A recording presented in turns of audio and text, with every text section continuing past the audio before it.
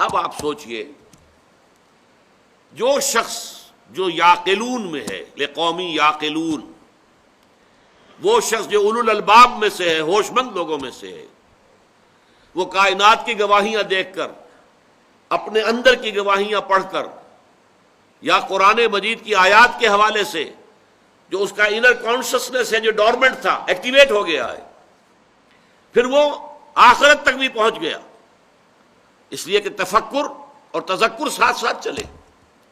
یہ بات رہ گئی، ذرا میں واضح کر دوں۔ میں نے کہا تھا یہ قرآن مجید کا خوبصورت ترین مقام ہے جہاں فکر اور ذکر دونوں کو جمع کیا گیا۔ مولانا روم، جنہیں علامہ اقبال کہتے ہیں، پیر رومی، وہ کہتے ہیں ای قدر گفتیم باقی فکر کن۔ دیکھو بھائی، اتنا کچھ تو ہم نے تمہیں بتا دیا، باقی آگے خود سوچو۔ فکر اگر جامد بود رو ذکر کن، اگر کہیں جا کر فکر رک جائے، آگے نہیں بڑھ رہا، گتھی نہیں سلجھ رہی، تو جاؤ پھر ذکر کرو، ذکر کرو۔ ذکر آرد فکر را در اعتزاز، یہ ذکر جو ہے اس فکر کے اندر حرکت پیدا کرتا ہے۔ یہ ہے ذکر اور فکر کا اختلاط۔ ذکر آرد فکر را در اعتزاز، حرکت، نمو۔ ذکر را خورشید ای افسردہ ساز، جس طرح پوری زمین کے اوپر افسردگی ہوتی ہے، سورج آتا ہے تو چہل پہل شروع ہو جاتی ہے، ایسے ہی فکر جو ہے صحیح رخ پر بڑھتا ہے جب ذکر ساتھ ہو۔ میں عرض کر رہا تھا کہ یہ دونوں گاڑی کے پہیے ہمارے معاشرے میں علیحدہ ہو چکے ہیں، بہت طویل عرصے سے علیحدہ ہے۔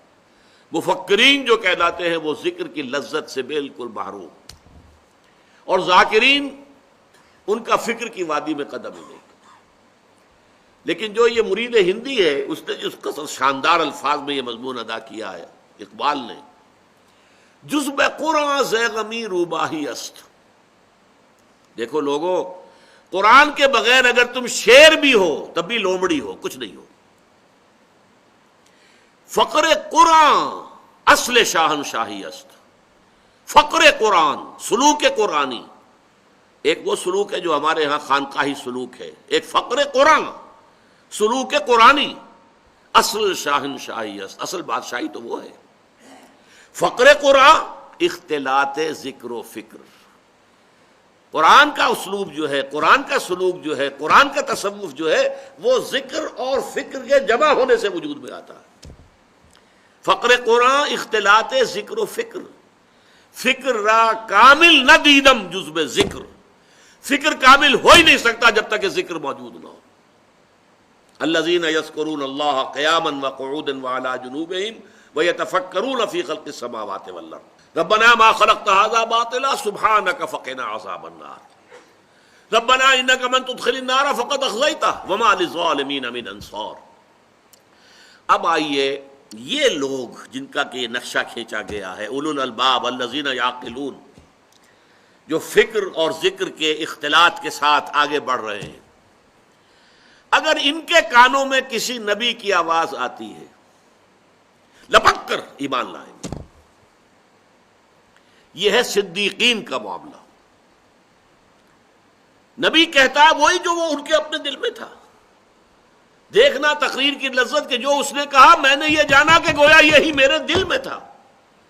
اب اگر آپ کے دل کی کوئی بات کہہ رہا آپ فوراً تصدیق کریں گے۔ ربنا اننا سمعنا منادیا ینادی للایمان ان آمنوا بربکم فآمنا۔ اے رب ہمارے، ہم نے ایک پکارنے والے کی پکار کو سنا جو ندا لگا رہا تھا، منادی کر رہا تھا ایمان کی، کہ ایمان لاؤ اپنے رب پر، فآمنا، تو ہم ایمان لے آئے۔ یہ ہے ایمان باللہ، ایمان بالآخرہ یا معاد، اور پھر ایمان بالرسالت۔ یہ لوگ تصدیق کرتے ہیں اس لیے کہ خود وہاں پہنچے ہوتے ہیں۔ یہ میں بیان کر چکا ہوں سورہ فاتحہ کے ضمن میں بھی اور سورہ لقمان کے دوسرے رکوع کے ضمن میں بھی۔ ایسے لوگ ہر معاشرے میں، برے سے برے معاشرے میں، تاریخ سے تاریخ معاشرے میں موجود رہیں گے۔ مکے کا معاشرہ کتنا تاریخ تھا ہر اعتبار سے، کفر کے اور شرک کے گھٹا ٹوپ اندھیرے، انہی میں ورقہ ابن نوفل تھے کہ نہیں تھے، جن کی فطرت نے انہیں مجبور کیا کہ چھوڑو، دفع کرو، یہ کیا بت ہم اپنے ہاتھوں سے بناتے ہیں اور پوجتے ہیں، شام گئے اور وہاں جا کر انہوں نے نصرانیت اختیار کی. حضور کی بعثت سے پہلے اصل اسلام کیا تھا؟ نصرانیت، حضرت عیسیٰ کا دین. اور یہاں تک علم حاصل کیا. اس مکے کے رہنے والا ایک شخص ہے کہ جہاں پر انگلیوں پہ گنے جا سکتے ہیں جو لکھنا پڑھنا جانتے ہو، اور وہ شخص جو ہے وہاں سے آیا ہے. کانا یکتب التوراۃ بالعبرانیہ، عبرانی میں تورات لکھا کرتے تھے. ورقہ ابن نوفل وہیں سے نکلے نا.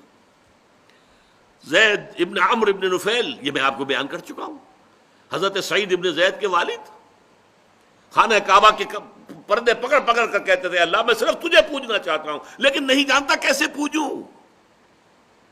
بتائیے ایسے شخص کے سامنے نبی کی پکار آ جائے گی تو دیر لگائے گا وہ اس کو قبول کرنے میں؟ توحید تک وہ پہنچا ہوا ہے، معرفت خداوندی اسے حاصل ہے، تمام بنیادی جو ہے مقدمات پورے ہیں، اب اس کے لیے کیا دیر لگے گی؟ یہاں تو صورت وہی ہوگی جو حضرت ابو بکر صدیق کی ہمارے سامنے آتی ہے.